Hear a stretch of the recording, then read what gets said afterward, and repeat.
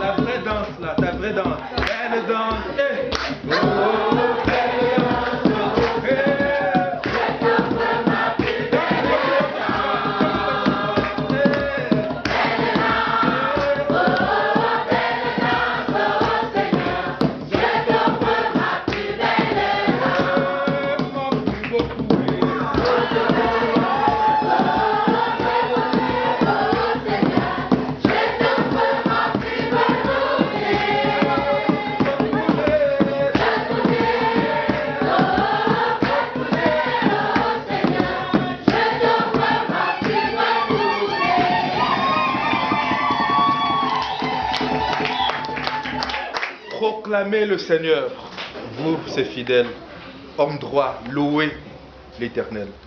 Quel privilège de venir dans sa maison, de célébrer son nom et de l'adorer. Peuple de Dieu ici rassemblé, soyez bénis au nom du Seigneur. Amen. Amen.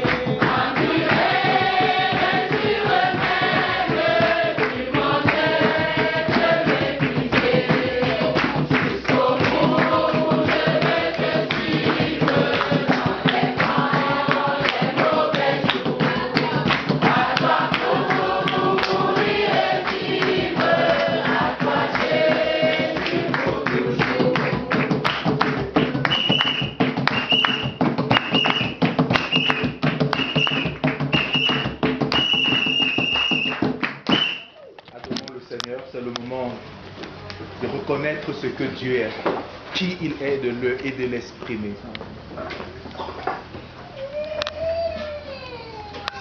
Le moment d'adorer le Seigneur. Le Dieu grand et miséricordieux, le Dieu puissant et agissant, le Dieu qui restaure et guérit, le Dieu qui sauve, le Dieu qui protège, le Dieu qui ouvre les portes.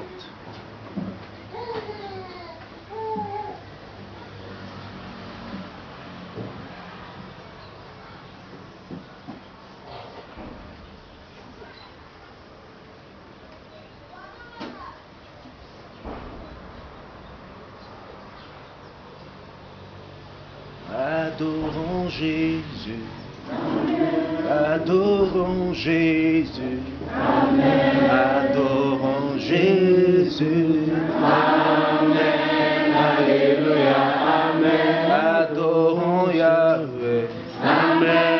Adorons le Sauveur, Amen. Adorons Yahweh, Amen, Alléluia, Amen. Il a ressuscité ma vie, Amen. Il a béni mon histoire, Amen. Jésus mon Sauveur, Amen, Alléluia, Amen. Il est le roi des rois, Amen. Le Seigneur des seigneurs, Amen. Jésus a autorité, Amen, Alléluia, Amen. Jésus a guéri mon cœur, Amen. Jésus a restauré ma vie, Amen. Jésus-Christ sauve, Amen, Il libère des chaînes. Il libère du stress. Jésus, mon roi. Alléluia. Alléluia. Alléluia. Amen. Alléluia. Amen.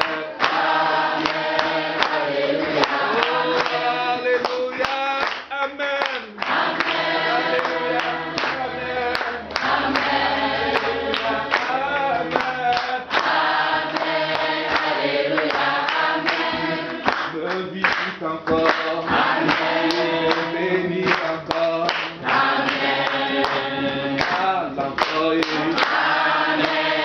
Alléluia, Amen. Aujourd'hui c'est mon jour, Seigneur. Amen. C'est mon victoire de Dieu. Amen. Ton regard sur moi est. Amen. Alléluia, Amen. Je t'élève mon cœur. Amen.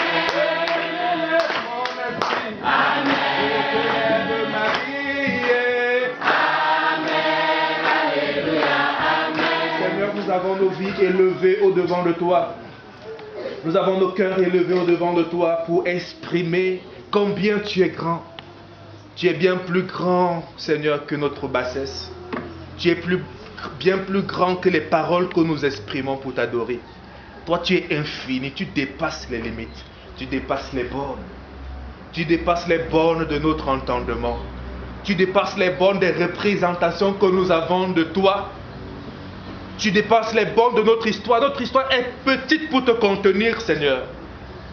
Tes œuvres dans nos vies sont très petites pour révéler le Dieu grand que tu es. Et nous voulons dire ce matin que tu es puissamment béni et que ton nom est grand. Et dans le défi par lequel nous passons, devant les portes qui sont fermées au-devant de nous et qui nous font peur, nous voulons humblement dire, Seigneur, tu es plus grand que ces portes fermées. Tu es plus grand que ce désert. Tu es plus grand que ces lions mobilisés contre nous. Tu es plus fort et plus puissant que ces choses qui veulent, ô Père, engloutir nos vies. Ce matin, nous nous relevons de notre foi, de notre espérance et nous témoignons de ce que tu es Dieu et tu es vivant. Sois puissamment béni, Père. Au nom de Jésus, nous t'avons prié. Amen. Amen. Comme un enfant tient la main de son père, sans bien savoir où la route conduit. Comme un enfant chantant dans la lumière, mais aussi bien dans la nuit, me voici. Me voici, Seigneur.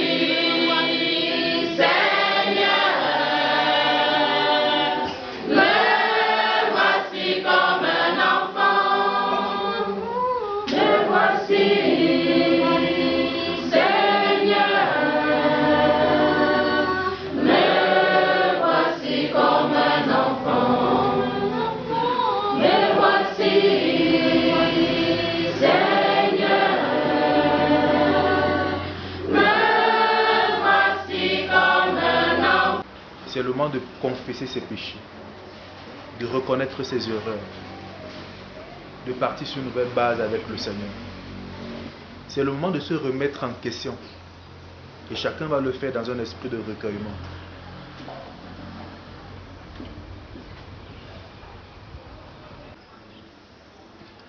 Seigneur, ce matin, nous sommes humblement tenus au-devant de toi. Et voulons reconnaître nos faiblesses. Pardonne nos péchés. Pardonne nos manquements. Pardonne notre orgueil, notre égoïsme. Pardonne nos mensonges, nos vols, nos calomnies. Pardonne, ô Père, nos préjugés. Pardonne les attitudes de nos cœurs.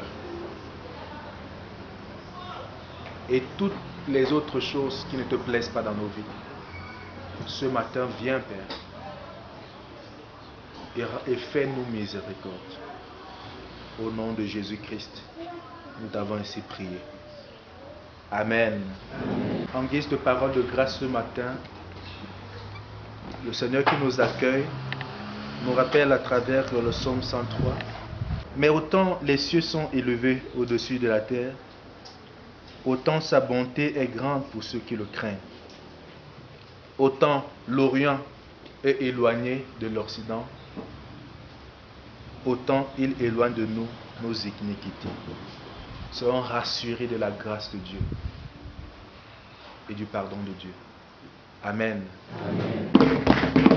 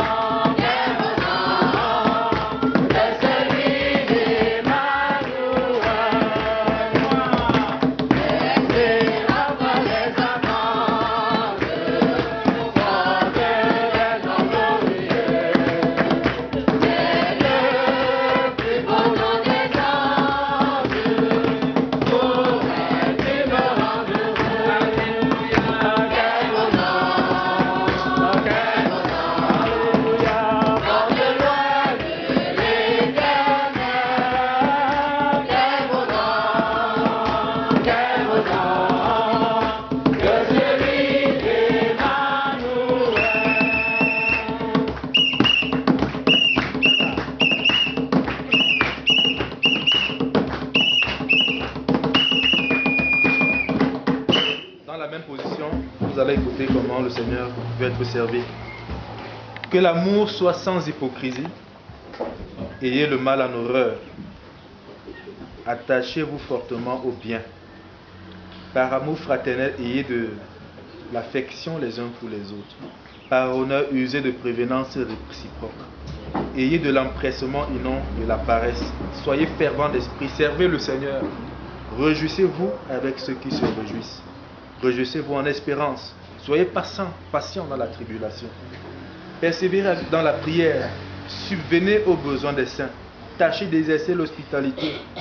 Bénissez ceux qui vous persécutent. Bénissez et ne maudissez pas. Réjouissez-vous avec ceux qui se réjouissent. Pleurez avec ceux qui pleurent. Ayez les mêmes sentiments, les uns envers les autres. N'aspirez pas à ce qui est élevé, mais soyez attirés par ce qui est humble. Ne soyez pas sages à vos propres yeux. Amen. Amen. Nous allons partager la parole de Dieu, soit dans Marc 1, les versets 29 à 39. Je nous invite à la prière, s'il vous plaît.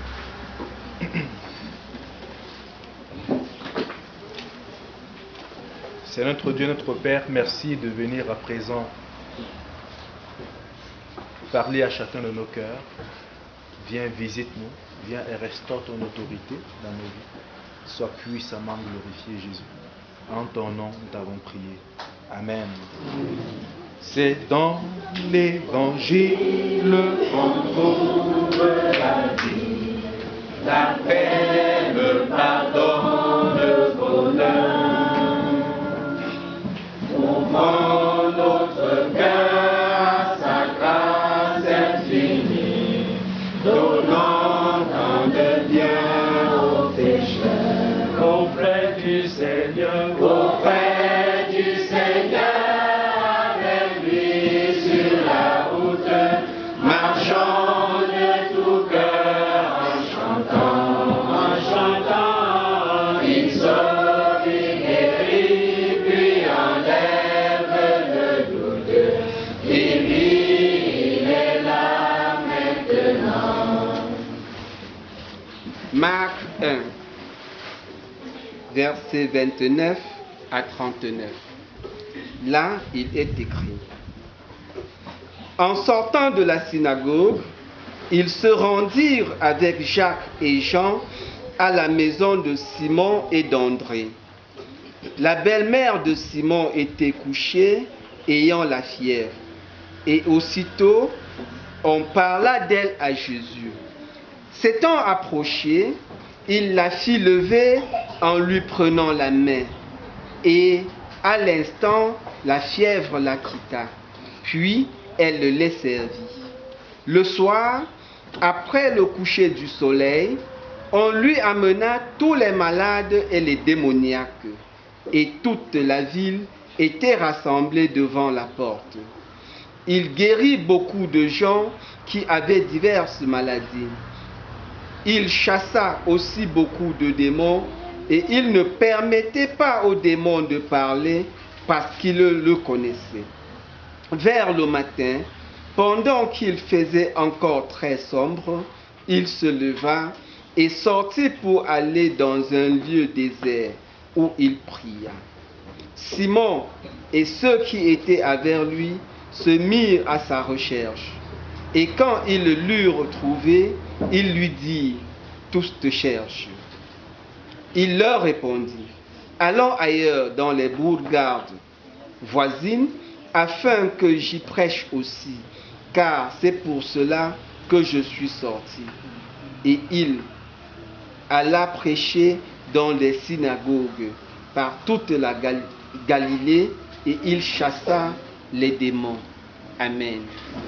Jésus a vaincu les dominations et les autorités. Disons-le au quartier. Jésus a vaincu les dominations et les autorités. Jésus a vaincu les dominations. et les autorités. En triomphant d'être par la croix, en triomphant d'être par la croix, en triomphant d'être par la croix, en triomphant d'être par la croix, en triomphant d'être par la croix. Merci. Nous sommes dans le livre de Marc, l'évangile selon Marc.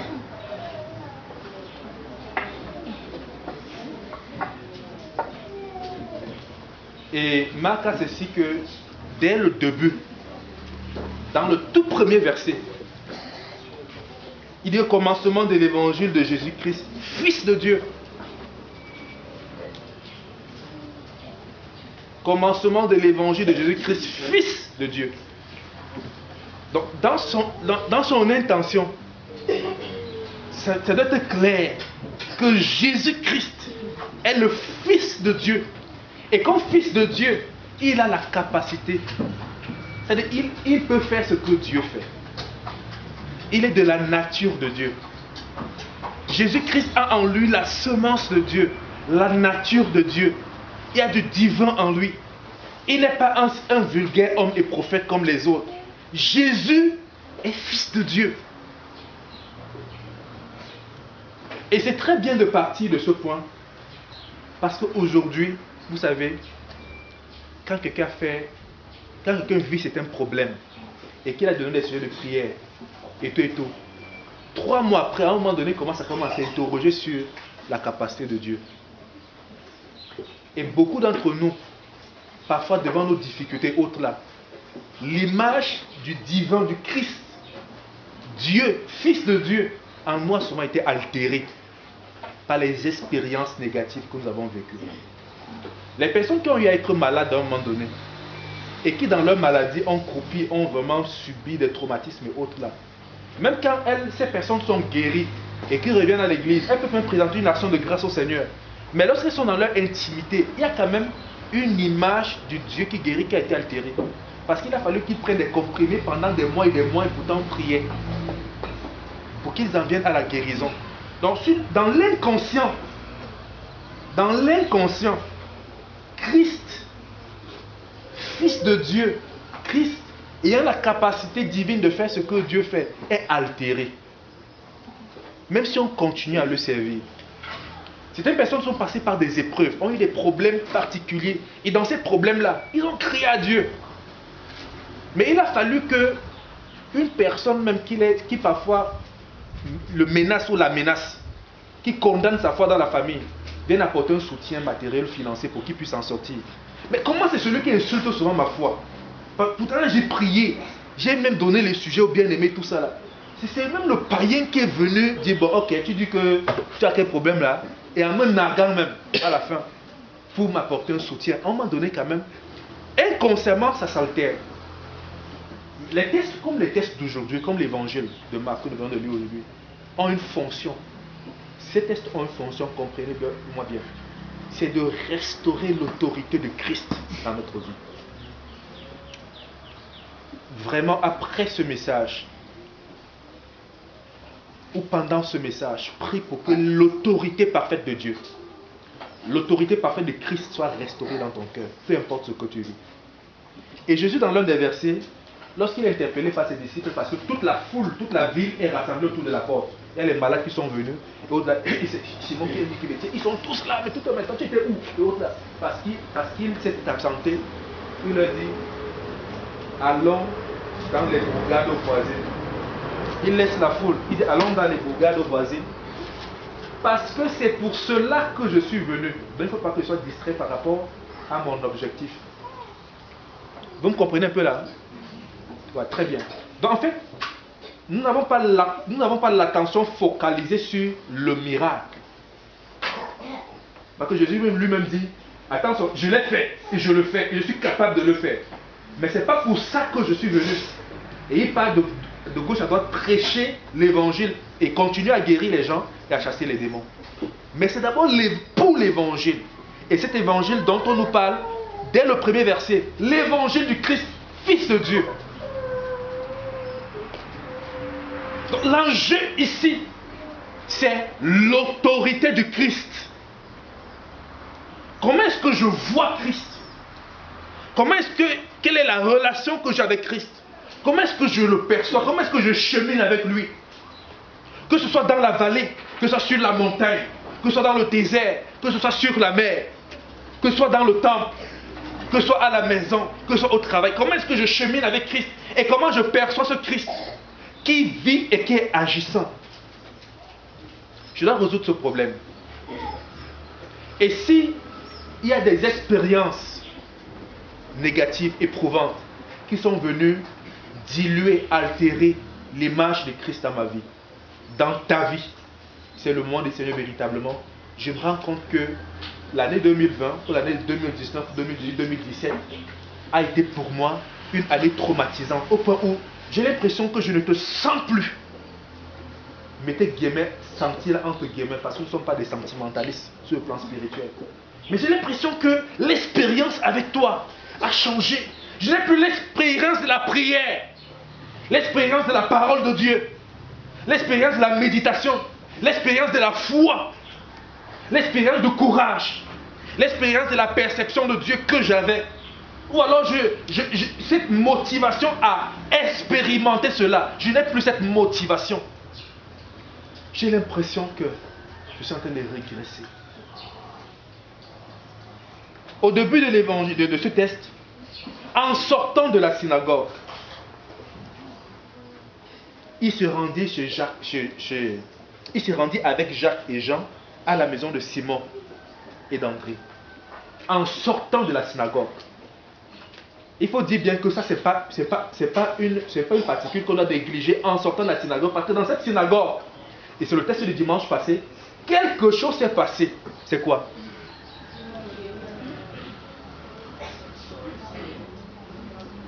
Qu'est-ce qui s'est passé? Très bien. Dans cette synagogue, quand Jésus est entré et qu'il était en train de prester, il y a un démoniaque qui l'a vu et qui a reconnu qu'il était le Christ, n'est-ce pas? C'est-à-dire que même le monde des ténèbres reconnaît en Christ sa divinité et son autorité. Même dans le monde des ténèbres, il reconnaît. Il n'a pas eu besoin de se déclarer. Et il y a eu une délivrance, une restauration.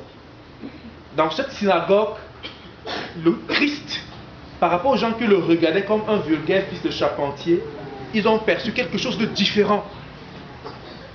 Papa Christ, son autorité a été, d'une manière ou d'une autre, restaurée dans le cœur des gens et dans les yeux des gens. Et il sort. Et quand il sort, il va dans une maison. Dans la maison de deux de ses disciples, accompagné de deux autres disciples. Et les deux disciples là, parmi lui, il y a celui qui va prendre la relève de la succession.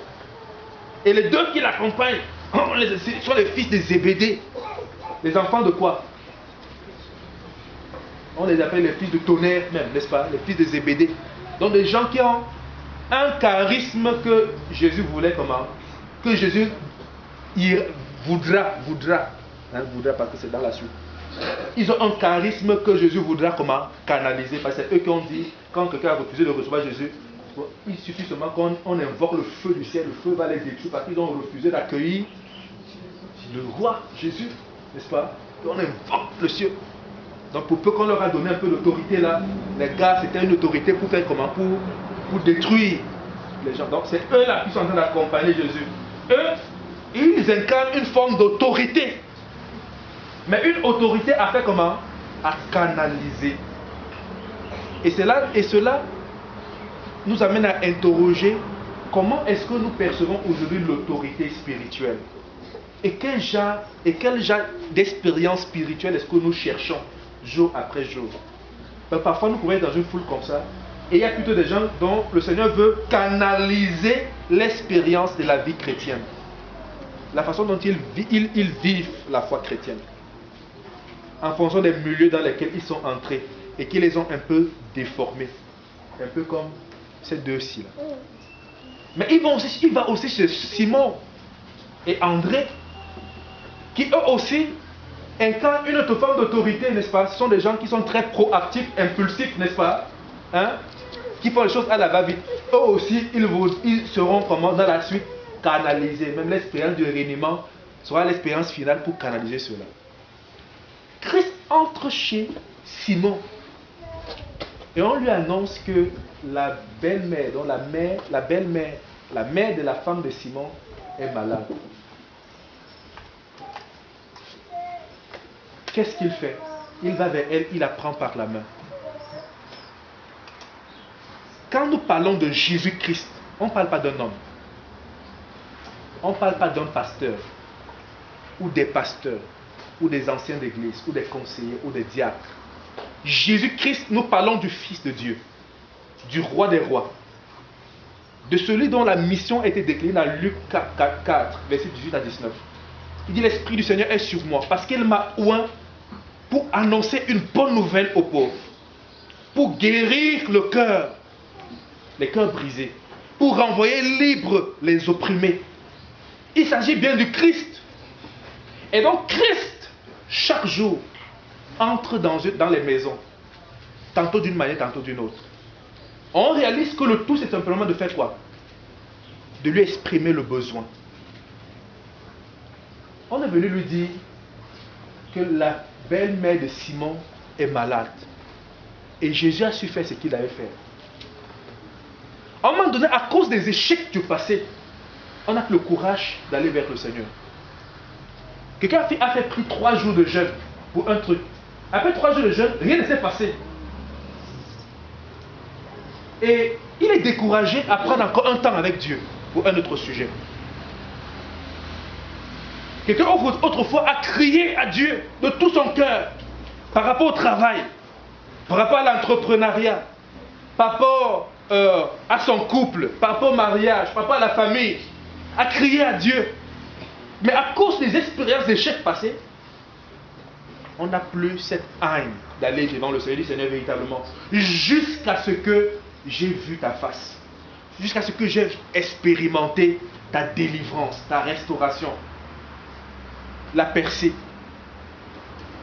Ils ont dans cette maison fait savoir quel était le besoin. Et Jésus-Christ s'est occupé du besoin. Quel est ton besoin ce matin? Et dans Philippiens, l'apôtre dit: faites connaître à Dieu vos besoins avec des supplications et des actions de grâce.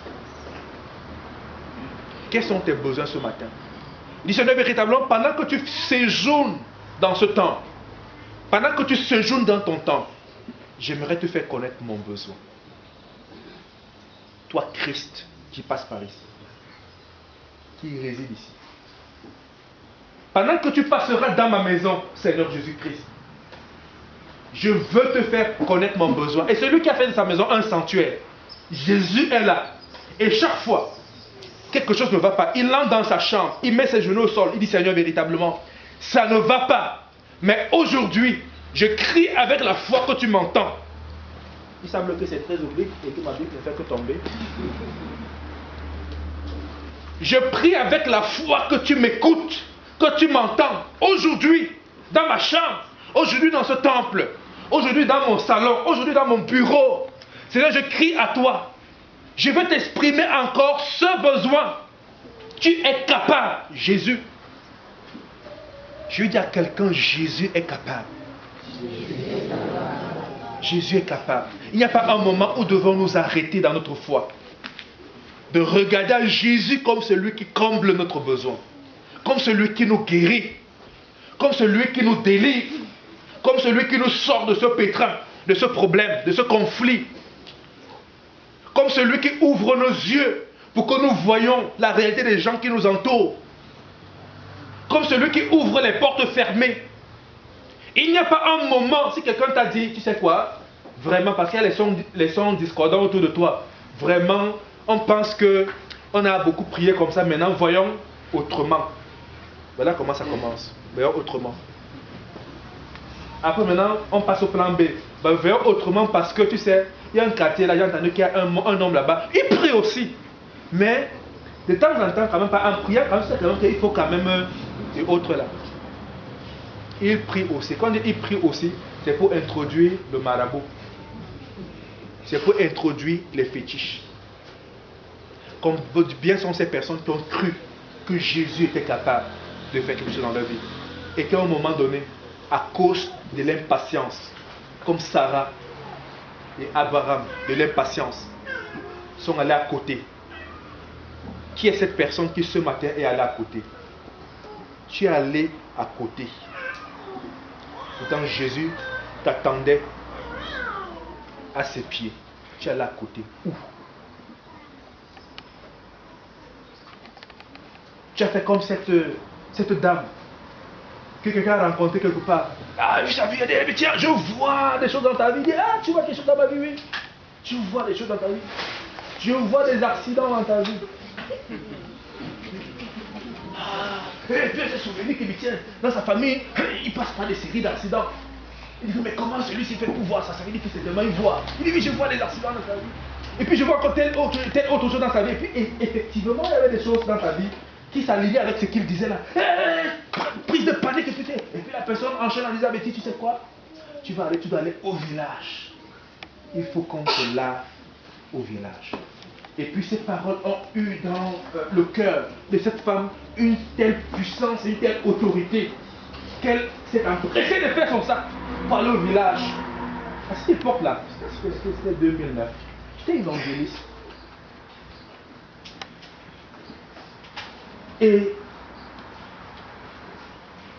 elle a décidé d'aller d'abord rencontrer son pasteur avant d'aller au village. Donc elle a dit, comme tout le monde, on ne sait jamais.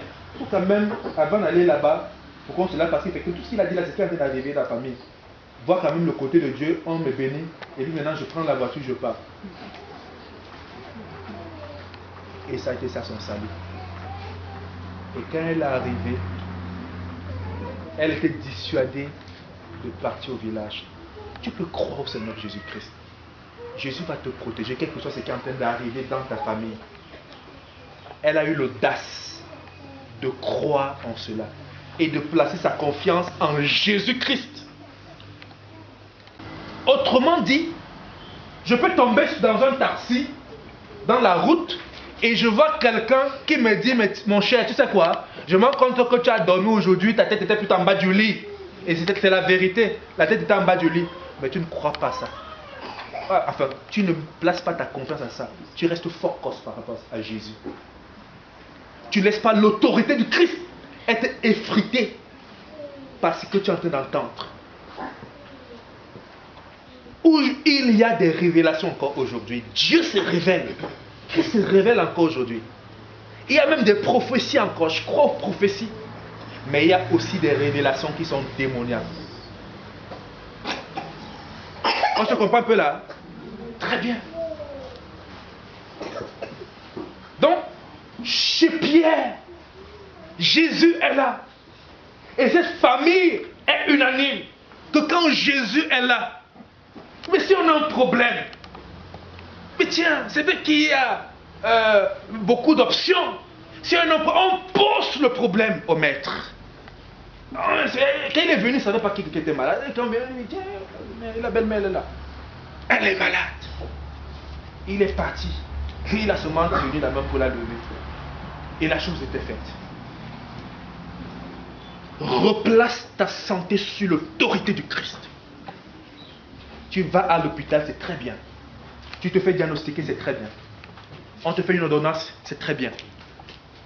Tu vas en pharmacie, c'est très bien.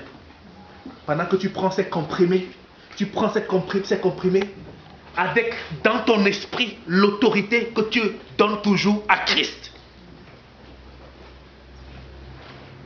Si on pris l'autorité de Christ, on laisse aux médecins, c'est vrai.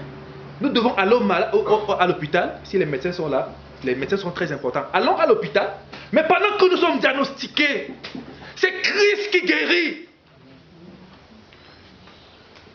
Pendant qu'il y a la perfusion sur toi, à un moment donné, on laisse l'autorité de Dieu à l'hôpital. On rentre la foi dépouillée de notre foi. Parce qu'on s'est bien dit, il savait que j'étais malade. Mais il m'a laissé 2 semaines avec On appelle ça comme avec cela, c'est quoi? La vie sous oxygène. 2 semaines sous oxygène.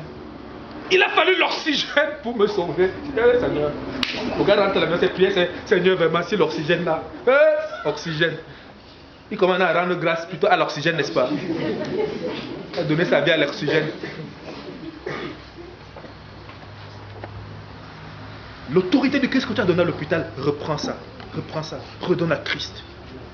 Parce qu'il y a les gens qui font ci, qui ont les meilleurs médecins. Aujourd'hui dans le monde, l'Afrique avait été planifiée comme étant le continent qui serait terrorisé, traumatisé, détruit par une maladie dont je ne veux même pas prononcer le nom ici. Mais Dieu a pris de contre-pied tous les experts des nations les plus développées en matière de santé. Tous les experts. Et puis l'Africain aujourd'hui réalise qu'il me dit, je n'ai pas d'hôpitaux. Et en le disant, c'est pas pour entrer dans un champ politique, n'est-ce pas? Je n'ai pas d'hôpitaux. Mon système est précaire. Si cette affaire venait ici, je serais complètement foutu. C'est vrai qu'il y a des cas, il y a des gens qui sont là. Mais je serais complètement foutu. L'Afrique doit se lever et dire, Dieu est le Dieu qui protège. Jésus-Christ protège contre les maladies. Parce qu'aux États-Unis, la nation qui peut-être certainement la plus développée en matière de santé, il y a des morts et des morts par jour. Les meilleurs médecins en Chine, en Europe, les meilleurs médecins se sont vus frappés par cette maladie. Et nous sommes là, nous marchons, regardez comment nous sommes collés. Regardez comment nous sommes collés. Sans masque, sans tout autre là. Vous imaginez ça? Mais si on met un blanc ici, les gars, ils sont... Si on filme là, on envoie ça. Les gars de l'Europe, ils peuvent... Attends, ils peuvent... Ils sont dépassés. Est-ce qu'ils sont conscients de ce qu'ils sont en train de faire? C'est un enseignement pour montrer que Dieu protège. Dieu prend soin. Redonne l'autorité de Christ. Ce que tu as pris, tu as d'aller donner chez le marabout la semaine passée. Reprends ça, redonne à Christ. Ceux qui ont laissé l'autorité de Christ chez un marabout, redonnez l'autorité à Christ.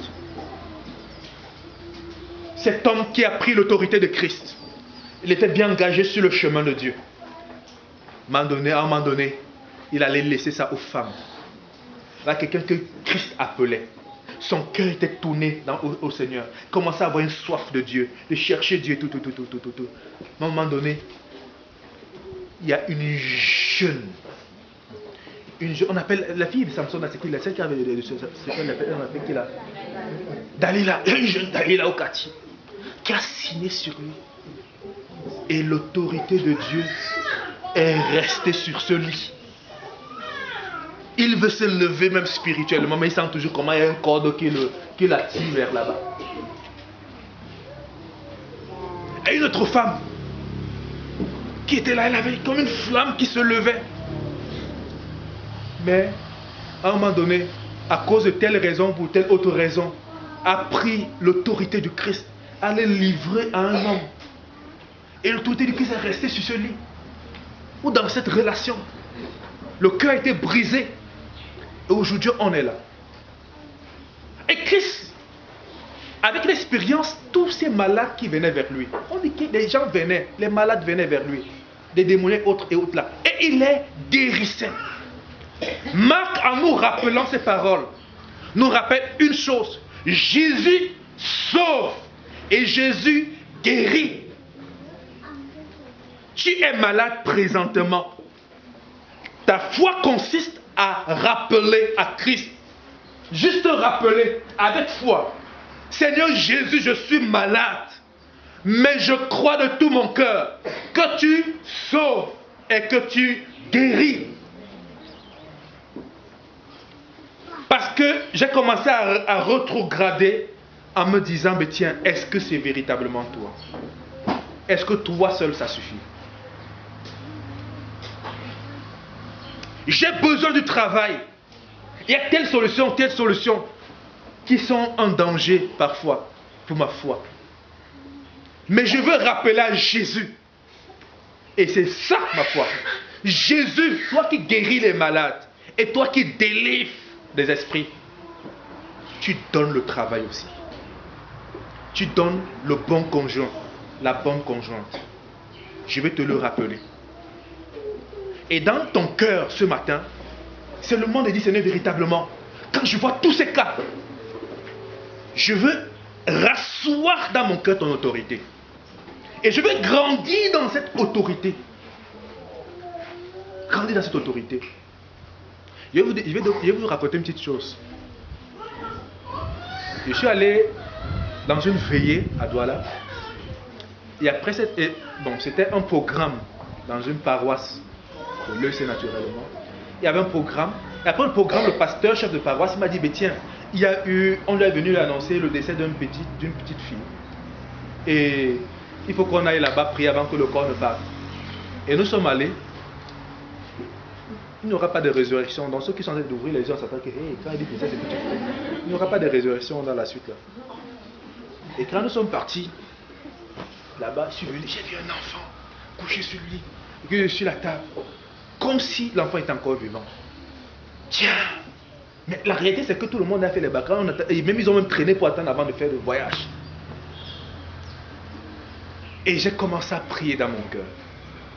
Seigneur, tu es le Dieu qui ressuscite.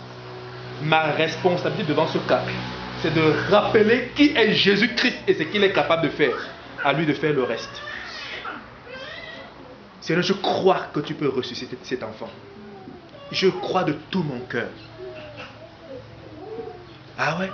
Vous avez surpris que je vous dise que après ça, rien ne s'est passé.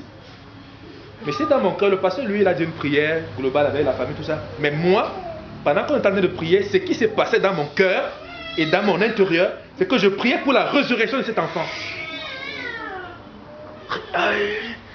Et puis je soupirais vraiment par compassion pour la maman de cet enfant qui était couché là, une jeune fille. Elle était assise quelque part. Donc, par compassion pour cette maman, pour cette famille, Seigneur, vraiment, j'ouvrais les yeux, puis je m'attendais à voir même les doigts se bouger, autres là. Je soupirais, même par compassion pour la famille. Rien ne s'est passé. Et ça faisait un autre échec après un autre échec. Quand un ami à moi est décédé, qu'il était sur la table à l'hôpital, lui, il y a une table là où on couche le corps et autres là. Mais cette fois-ci avec des bien-aimés, on a prié. Et encore là, rien ne s'est passé. Mais cette fois-là, c'était encore un peu traumatisant parce que ça a remis en question dans mon esprit cette année-là. Et l'un doit connaître ce frère si elle se rappelle dans l'époque. Cette année-là, ça m'a affecté dans ma foi parce que la pensée biblique de la résurrection est en train de naître en moi, que Jésus ressuscite. Et quand on a prié pour notre ami de l'aumônerie protestante et qu'il est resté couché sur ce lit, à un moment, j'ai dit que vraiment, il ne faut plus prendre le risque parce que l'affaire est haute. Il ne faut plus prendre de risque. Et ce qui m'est arrivé, c'est ce qui arrive à beaucoup de chrétiens. Je préfère vous parler des expériences négatives pour que celui qui est en train de vivre ces expériences négatives comprenne qu'il doit faire le pas. Parce qu'il y a d'autres expériences qui sont positives. Ce n'est pas parce que je suis malade, je suis devant la maladie, que hier rien ne s'est passé, que je dois m'arrêter là. Jésus doit voir son autorité dans mon cœur être restaurée, proclamée, quelle que soit la situation, et lui laisser la souveraineté de faire ou de ne pas faire. Amen. Est-ce que vous me comprenez là?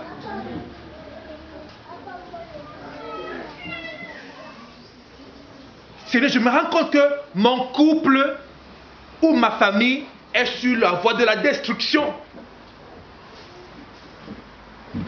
Jésus est celui qui apporte la paix. Il l'a dit.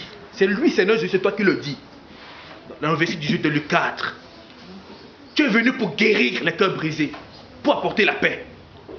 C'est vrai, tu as dit à cause de l'évangile, la maman et le papa, la maman pourra être séparée des enfants de leurs parents et autres là. Mais, dans l'essence, tu es à la porte la paix. Et dans cette maison, c'est vrai que ça allait d'aller de mal en pire, mais je te te restaure dans ta capacité à apporter la paix dans ma maison, la paix dans mon travail, la paix dans mon cœur, la paix dans mon couple, la paix dans la vie de mes enfants. Qu'est-ce que tu veux que Jésus fasse? Quel est ton besoin ce matin? Quel est ton cri ce matin? Maintenant, tout ceci chute avec ce verset. Devant tous ces cas, quand Jésus dit, donc comme il disait d'entrée de jeu à ses disciples, ce n'est pas pour cela que je suis venu, n'est-ce pas? Hein? Très bien. Jésus guérit, mais il n'est pas venu d'abord pour la guérison. Il est venu pour mon âme, pour mon salut. Et donc ce matin, c'est aussi l'occasion pour chacun d'entre nous de nous poser la question de savoir, est-ce que Christ a l'autorité de Seigneur et de Sauveur dans ma vie? Nous avons vu des personnes être libérées d'esprit parce que Jésus libère des esprits. Mais ce n'est pas ça le plus important. Et si quelqu'un même focalise son attention sur les questions de miracles et autres là, c'est-à-dire qu'il est détourné de l'essentiel. Parce que l'essentiel que Jésus est en train de retracer ici, c'est qu'il vient prêcher l'évangile qui sauve les gens de l'enfer et qui les amène dans l'éternité. Est-ce que Jésus-Christ, premièrement et fondamentalement, a l'autorité de Seigneur et de Sauveur dans ta vie?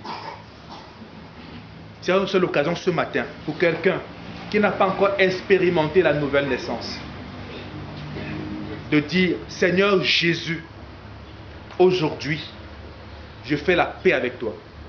Je veux t'accepter dans ma vie comme Seigneur et comme Sauveur. Et désormais, affirmer cette autorité. Quel que soit ce qui m'arrive, affirmer cette autorité. Fais comme David. Il a dit, dans la vallée de l'ombre de la mort, je ne crains aucun mal. Parce qu'il sait l'autorité de Dieu. Il sait que Dieu est le Dieu protecteur. Il ne fuit pas la vallée, mais il dit dans cette vallée, il n'a pas à craindre parce que Dieu est avec lui. Sa houlette et son bâton le protègent.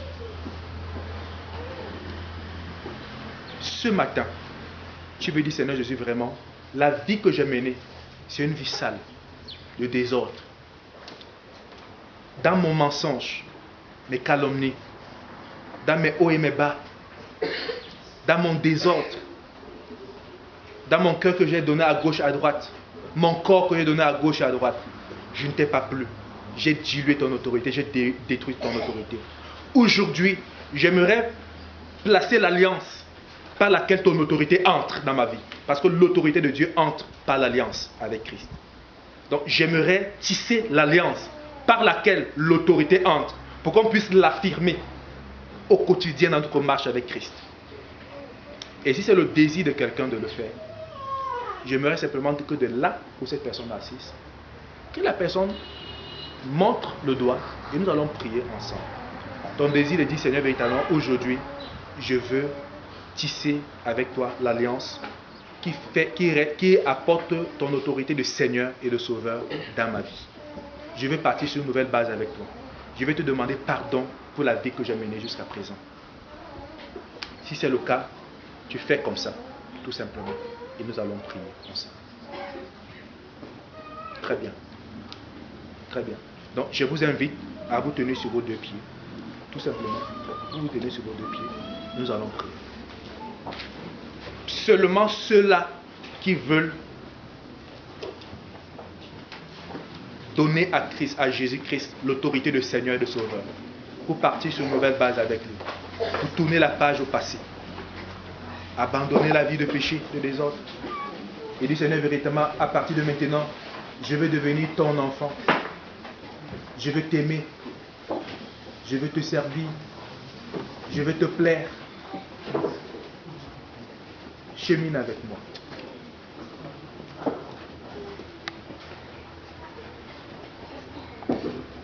En guise d'engagement, vous pouvez reprendre après moi ces paroles. En disant, Seigneur Jésus, uniquement ceux-là qui se sont levés. Ou peut-être ceux qui ont une difficulté, une jeûne particulière, qui sont assis et qui veulent le faire. Seigneur Jésus, aujourd'hui je prends conscience de mon état de pécheur.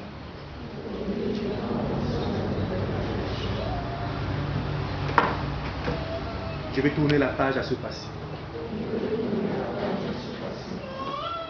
Et avec toi, je veux ouvrir une page nouvelle. Je demande pardon pour mes péchés, pour mes faiblesses, pour mes erreurs, mes égarements. Aujourd'hui, je viens à toi. Et je t'accepte dans ma vie comme mon Seigneur et mon Sauveur personnel. Fais de moi la personne que tu veux que je sois. À compter de ce matin, je te donne l'autorité de Seigneur et l'autorité de Sauveur. Et j'accepte l'alliance personnelle avec toi, Jésus. Donne-moi la force d'affirmer ma foi en cette autorité, en qui tu es, dans toutes les situations de ma vie, dans l'épreuve comme dans la joie. Je te prie ainsi, avec l'assurance que tu m'écoutes. Amen.